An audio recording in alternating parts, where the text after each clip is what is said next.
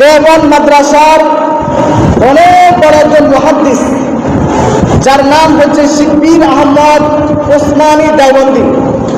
তিনি একটা কিতাব লিখেছেন মুসলিম শরীফের ব্যাখ্যাতন্ত্র, যেই কিতাবের নাম হচ্ছে ফতহুল মুলহিন ফি শরহি সহিহিল মুসলিম।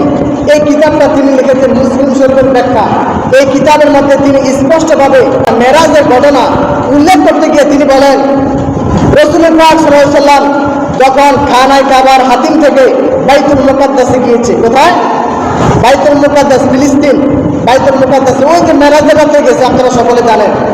নবীজি খানায় কাবা থেকে বাইতুল মুকাদ্দাসে যাওয়ার সময় রাসূল দেখলেন যে মুসা নবী তার রওজা মুবারকের মধ্যে দাঁড়িয়ে দাঁড়িয়ে নামাজ পড়তেছে। সুবহানাল্লাহ।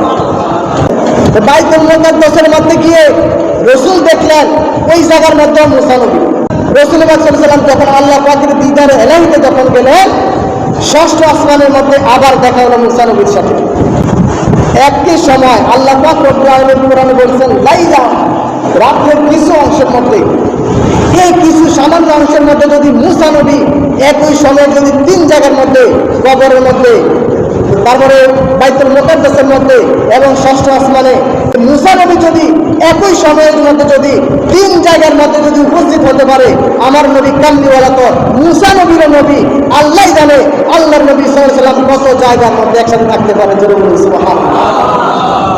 তারপরে আশরাফ আলী থানভী একটা কিতাব লিখেছেন, যে কিতাবের নাম হচ্ছে জামালুল আউলিয়া।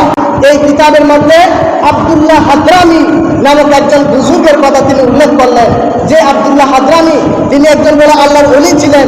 তিনি একই সময়ে জুমার দিন 50টা শহরের 50টা জামে মসজিদের মধ্যে একই সময়ে খুতবা পড়িয়েছেন, একই সময়ে নামাজ পড়িয়েছেন।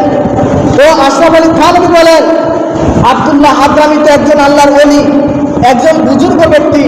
তিনি যদি একই সময়ের মধ্যে যদি একদিনে জুমার দিন যদি একই সময়ে শহরের 50টা জামে মসজিদে যদি জুমার নামাজ পড়াতে পারে, খুতবা দিতে পারে একই সময়ে, আমার নবী আপনার নবীর শান, মান, ইজ্জত, আজমত তো কত বড়, কত বেশি আল্লাহ জানে।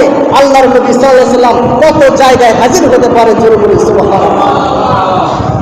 তারপরে দেওবন্দ মাদ্রাসা যিনি প্রতিষ্ঠাতা কাসেম নানুতুবি, তিনি রাত্রেবেলা ঘুমাইলেন, ঘুমের ঘরে স্বপ্ন দেখেন আমার রাসূল দেওবন্দে আসছে। কোথায় আসছে? দেওবন্দে আসছে। আসি রাসূলের পাক সাল্লাল্লাহু আলাইহি ওয়াসাল্লামের হাতের মধ্যে একটা লাঠি ছিল। রাসূল তাকে লাঠি দিয়ে তাক দিলেন যে এই জায়গায় তুমি মাদ্রাসা করবা, এই জায়গায় তুমি মাদ্রাসা করবা। পুরা রাসূল তার হাতের লাঠি মোবারক দিয়ে ডাক দিয়ে দিলেন।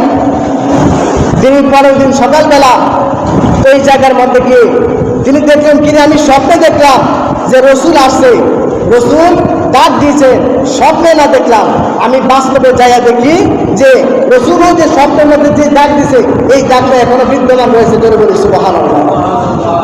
এবং তিনি বলেন যে রাসূল সাল্লাল্লাহু আলাইহি ওয়াসাল্লাম 9 জায়গার মধ্যে দাঁড়িয়েছে। কয় জায়গায়?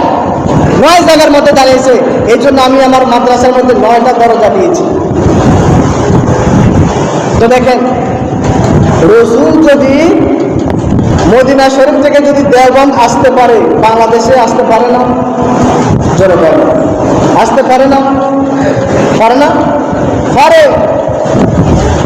রাসূল তো প্রত্যেক উম্মতের কবরের মধ্যে আসবে। যখন 3 নম্বর প্রশ্নটা করা হবে, মা কুনতা তাকুলু ফি হাক্কি হাযা রাজুল, হাযা এটা হচ্ছে ইসমি ইশারা। ইসমি ইশারা কাকে বলে? যেটা উপস্থিত ব্যক্তির প্রতি ইঙ্গিত করে। রাসূল কবরের মধ্যে আসবে। তো রাসূল যদি প্রত্যেক উম্মতের কবরে যদি আসতে পারে, বাংলাদেশের আশিক রাসূলদের কাছে আসতে পারে কিনা?